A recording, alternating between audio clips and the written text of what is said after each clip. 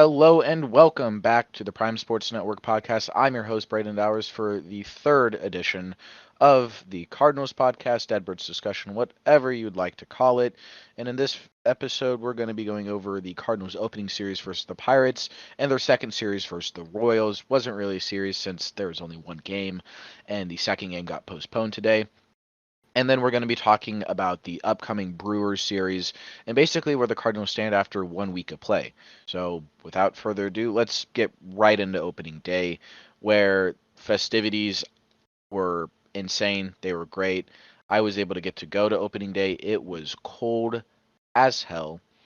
One of the cooler things that I was able to do, completely by chance, completely by luck, I went with my grandparents and my mom, and we parked right next to Benjamin Hotchman, who is a reporter for St. Louis Post-Dispatch. Didn't get to meet him, but he did walk out and park right next to us, which was kind of cool. And then we went inside for the game.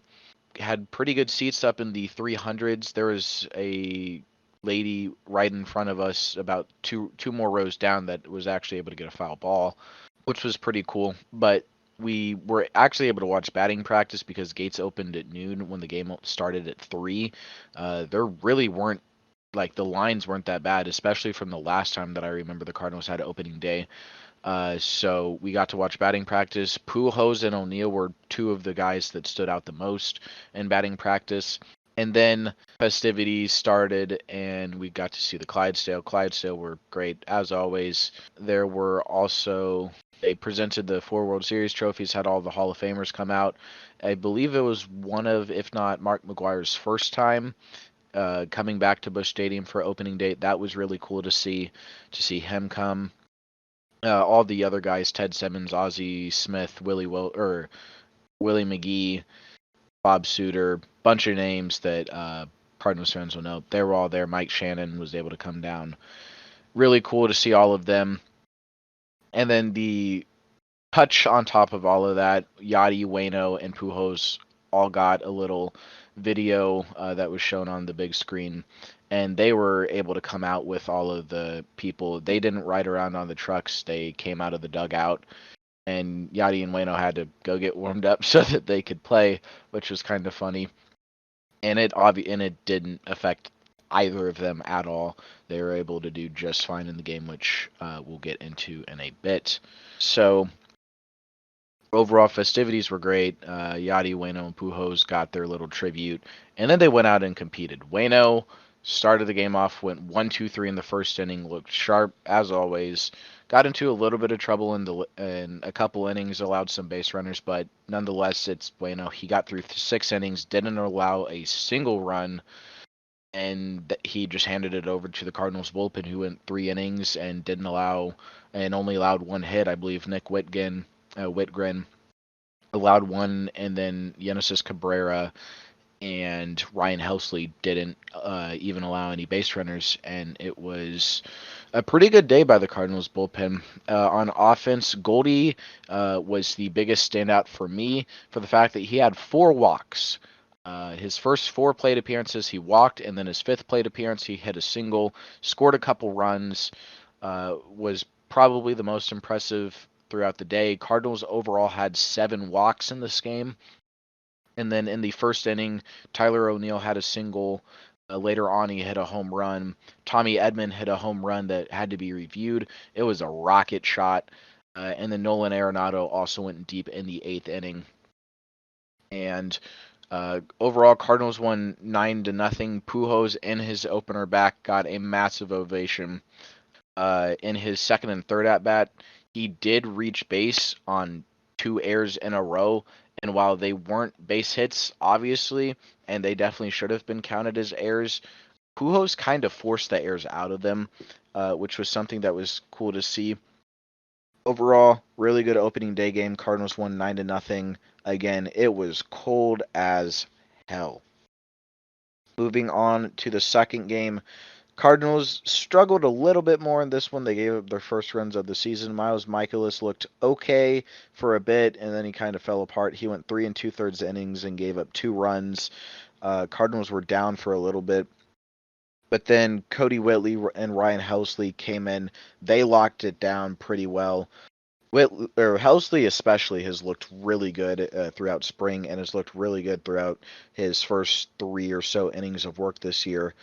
And we were able to come back in that game and end up winning 6-2. The biggest standout was Nolan Arenado, who went 4 for 4 with 3 RBIs and a home run. Nobody else on offense had more than one hit. Arenado was the obvious standout. He hit 2 home runs in his first 2 games and ended up winning NL Player of the Week, which was really cool and good for him because he started off the season really damn well. The third game, Nato, or he didn't hit a home run in the second game. He hit a home run in the third game. He hit the home run early, and then the Pirates ended up coming back. Steven Matz looked really good in the first 2 innings, and then Ollie Marmol said that he had developed a blister in the third inning, and he ended up giving 7 runs earned. Jake Woodford came in and he locked it down as good as he could, went 3 innings, was able to be that long relief guy and help the Cardinals kind of stay in the game before Palentine made his major league debut. Gave up a couple runs. Aaron Brooks also appeared in the game. He went 2 innings. Overall, it wasn't too bad for the Cardinals bullpen, but they kept us in the game, but the offense didn't really ever get anything going, and we did end up losing 9-4 to the Pirates, which is probably not something that you want to do, but I'm going to let Steven Matz slide for this first start because if that blister did really affect him that much, then he'll be given a little bit of leeway. Let's just hope that it doesn't happen again because this Cardinals starting pitching depth rather, is not the greatest right now, and it's something that I don't know if we can afford. Moving on to the fourth game of the season. The original fourth game was supposed to be on Monday against the Pirates and conclude that 4-game series, but it was postponed, and so the Cardinals didn't play until Tuesday against the Royals, where in the first inning, everybody who is a Cardinals fan got chills when Nolan Arenado hit a 2-run home run. And then on the very next pitch, Albert Pujols took Daniel Lynch, the first lefty that he faced all season, deep, and it was glorious. Really cool to see. He obviously got a curtain call. And the Cardinals were up 3-0, and it looked pretty good before Dakota Hudson was only able to go 4 innings. He allowed 3 earned runs, allowed a Salvador Perez home run, and then a Michael A. Taylor home run, which is probably not the biggest person that you want to be giving home runs up to. After the game was tied 3-3, Kisner hit a 3-run bomb. Lynch left a hanging breaking ball over the middle of the plate, and Kisner just sent it almost into Big Mac land, and was a really good home run. That's all that the Cardinals needed. Jordan Hicks went 2 innings after Dakota Hudson finishes 4 and looked flawless. He looked really good. Cam Gallagher had a really long at-bat, but outside of that, Hicks looked great. Cabrera and Whitgren gave up 1 run each, and they weren't the sharpest, but they were able to get the job done. Gio came in and he closed the door, and the Cardinals ended up winning 6-5. Was a pretty good game. Would have liked to see the bullpen perform a little bit better and not give us a run for our money. And something else that I'd like to mention is that my overall takeaway from the Cardinals' first 4 games this first week of play, they kind of seem to be a little bit over reliant on long balls right now. A lot of their runs are coming as of long balls and home runs, which is not something that's great. We saw that happen at last year. It was able to sustain itself through around May, and then we just stopped hitting the long ball and we started losing a lot, and had a really rough June. So hopefully we are just able to not only get runs via the long ball, and we can start putting together better innings, put together rallies that are not just get them on and then hit it out of the stadium, because that's not a full team effort. That's just one player carrying. And if everybody's on the team's doing it, then there's obviously no issue, but that's not sustainable for an entire season. The second note that I have is that the bullpen has looked really good. Cody Whitley looked great in his limited time. Ryan Helsley has been a massive surprise so far and looked very deadly. I already said Nick Whitgren has looked pretty good. Verhagen hasn't pitched at all. Gio looked good as always. And McFarland and Cabrera as well, the two lefties, they've done their job. They've done what they've been asked to do. And then starting pitching has been pretty shaky. Waino is always going to give you 6, 7 innings, 1 to 2 runs, and be a solid pitcher. Be your ace with Jack Flaherty out until at least May. That still only leaves us with Michaelis, Hudson, and Matz. You would have liked to seen more than 4 innings out of any of those starters, but none of them were able to get past 4 innings. So that's kind of worrisome. And the Cardinals, like I said in the previous video, they need pitching depth. The obvious choice here would be going out and trading for Frankie Montas, which would be a really good move, but that would probably cost the Cardinals a bit. I think a piece that we could see get shipped if we were to trade for Montas would be Edmundo Sosa, considering the fact that he did not get a single at bat and Paul DeJong took the majority of his playing time, who, in his defense, looked pretty solid over the weekend, or looked pretty solid over the week. Nothing to complain about with him. And then I was just doing some research, and I think some free agents, or a free agent the Cardinals, this just seems like a John Mozeliak signing, would be Julio Teheran. He's coming off of a pretty shitty stint with the Tigers in 2020. I don't think that he pitched much, if at all, in 2021.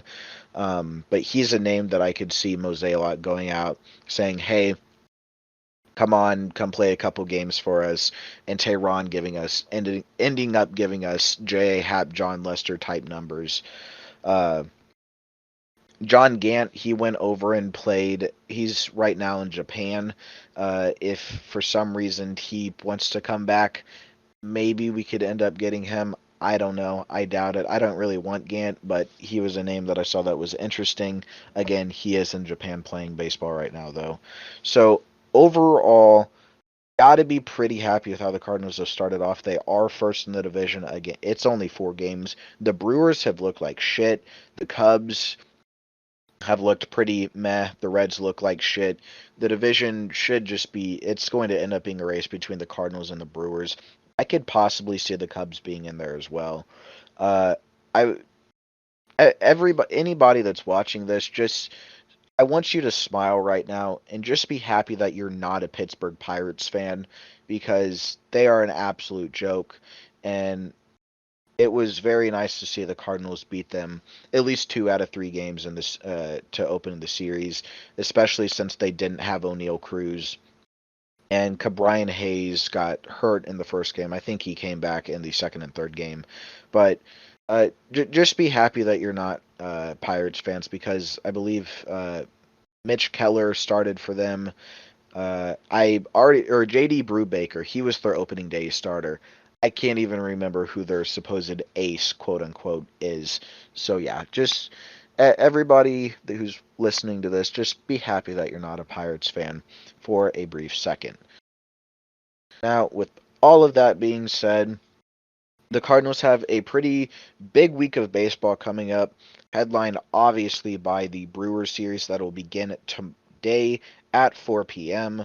with Adam Wainwright versus Brandon Woodford, who struggled in his first game against the Cubs, but that's not going to sustain itself. Woodford's obviously going to be really good again this year. This is going to be a pitching matchup, and the game's going to end up being 3-2. Doesn't matter who wins. It's going to be a one-run, really close game that I'm going to be extremely nervous watching, because even these early games are going to have massive implications down the road. The second game of the series is going to be Miles Michaelis versus Freddie Peralta. Peralta also struggled. Again, Michaelis struggled himself. Again, I don't think that Peralta is going to be a guy we're going to be struggling much. Michaelis, who knows? This game could obviously be more high scoring. The Cardinals seem to have owned Freddie Peralta in his career. I remember the last start that he made, we were all over him, and I believe we scored like 18 runs that game. That was Waino and Yadi's 300th career start. Peralta got hurt in that game, I believe. Anyways, the Cardinals have done good against Peralta. I think that this game will be a little bit more high scoring. It's still obviously going to be close because the Cardinals and the Brewers always play nail biters. Third game of the series is going to be Steven Matz versus Adrian Hauser. Hauser looked pretty solid in his first appearance. Obviously, Matz did not. As long as Matz doesn't have that blister pop up again, then this should be a pretty solid real debut for Matz that we'll see. And hopefully he can go 6 innings, 7 innings, kind of like he did in that final spring training start. Adrian Hauser's a lefty. The Cardinals, I think, are going to absolutely own left-handed pitching all year. We saw that happen with Daniel Lynch last night. Tommy Edman looked really good. Albert Pujols looked really good. Paul DeJong even got a couple hits. Arenado, Goldie. We are a very good lineup against left-handed pitching, and right-handed pitching we're obviously worse at, but still a pretty deadly offense who's only going to end up having Yachty have a below 100 OPS plus. And then the last game of the series is going to be either Dakota Hudson or Jordan Hicks versus Aaron Ashby.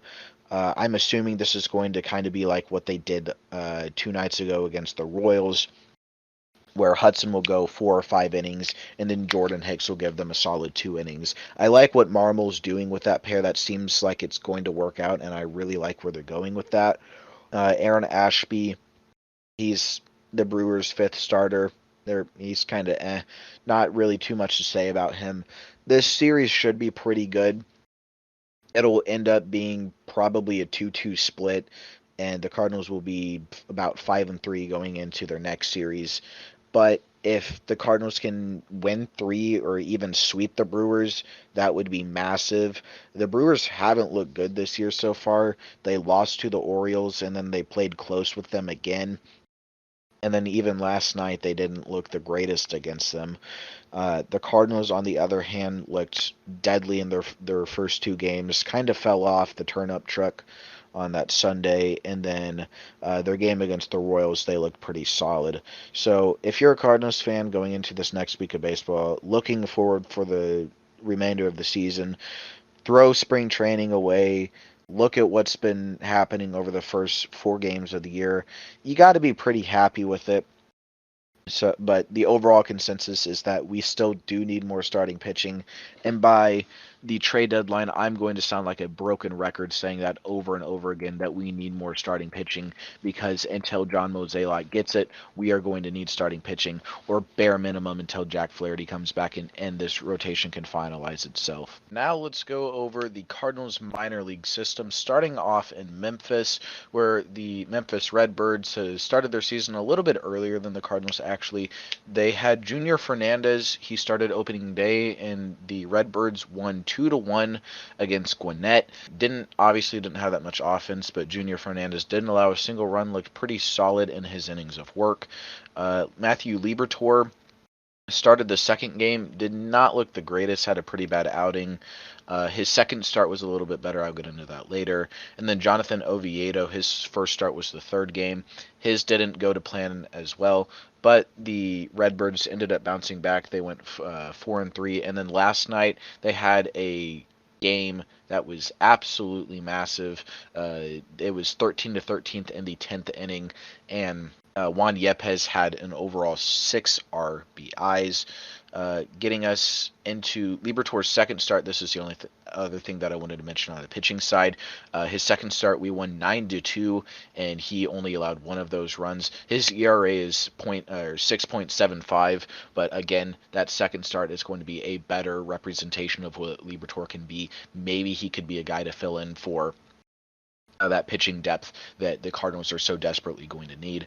But when we're looking at the offense, Brendan Donovan has been batting leadoff so far. He's been doing pretty well. Has an average over 300 right now. That probably won't sustain itself, but Donovan is a fringe MLB guy who we could possibly see brought up because of his versatility and positions. Nolan Gorman has been batting in the 3-hole. He has 2 home runs right now and has been leading the team in average over 360. He's been absolutely mashing, and I hope that he gets caught up at some point this year. Even though I am a massive Tommy Edman fan and have his jersey, I think Nolan Gorman needs to find his way into the lineup, especially if Corey Dickerson and Lars Newport struggle like they kind of did in the first couple games this year. Gorman should be an option off the bench at that DH position. Then Juan Yepes didn't look the greatest until last night, where again he had 6 RBIs and had 2 home runs so far. Yepes didn't have the greatest start to the year, but last night absolutely killed it. He's going to be on fire. He's a very good player who the Cardinals should be very excited for once Albert Pujols obviously is gone after this year, and Yepes can learn off of him pretty well. And then some guys that have been struggling, Connor Capel and Ivan Herrera. Capel's been one of our outfielders, and Herrera is the successor to Yachty. That's at least what some people are saying. They have both been struggling offensively. Herrera has been good defensively. That's why people say that he could be something like the next Yachty. I honestly think that we should give the spot to Andrew Kisner and see what he could do with a full year of starting. But Capel, he was a guy that looked pretty solid in the spring, but he's struggled to start the year in AAA. Just worth mentioning. And again, the Memphis Redbirds have an overall 4-3 record. Coming off of last night, and I'm recording this as that game is going on right now, so we don't know the results yet. Moving down to AA Springfield, they're currently 3-3. The major name here is Jordan Walker, who has hit 1 home run and has a .235 average, but his OPS has been pretty good. He's been hitting absolute rockets. His exit velos are insane. He's going to be one of the best prospects in MLB, and is somebody that the Cardinals are going to be able to build their entire future around once Paul Goldschmidt is probably gone and Walker can take over first base for him. And then another name worth mentioning in Springfield is Chase Pinder, who has a .526 average and 2 home runs. He is the center fielder down there. He's been a consensus top 30 prospect for the Cardinals for a while, and he's had a really good start to this season. Not much to mention on the pitching side here. But moving down to Peoria, there's only 2 players that I want to mention here. They're currently 1-3. Mason Wynn, who's big friend of Jordan Walker, possibly a two-way player. He can pitch a little bit. He's batting .357. Has had a couple stolen bases, and I believe he has 1 home run. Not 100% sure on that, though. He's been looking good. He, I bet, will end the season at least in Springfield. If he doesn't, then there's probably going to be that would probably mean that he gets hurt. And then the biggest thing mentioning here is that Michael McGreevy, the Cardinals' first-round pick in the 2021 MLB draft, threw 5 innings in his first career start at Peoria and didn't allow a single run and looked pretty good.